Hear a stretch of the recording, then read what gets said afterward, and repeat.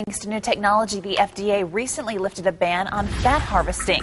ABC 15's Jody Heisner explains one Valley doctor is using the procedure in some pretty unique ways.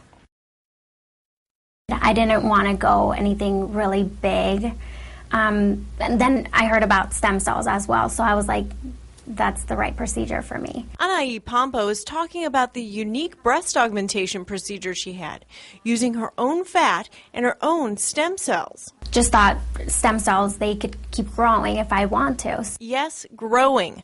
Dr. Todd Malin claims the harvested cells and fat will allow the breast to grow if you gain weight. We know that there are a vast quantity of stem cells in your own fat. In fact, it is about 2,000 times as many stem cells as you would have in your bone marrow. Now Dr. Malin is using the fat harvesting procedure to offer a new option to his patients, saving your fat for adult stem cell harvesting. Having your stem cells saved and banked at an early age is very beneficial. He says while adult stem cell treatments aren't yet FDA approved, he believes they will be in the future and could help treat a number of illnesses.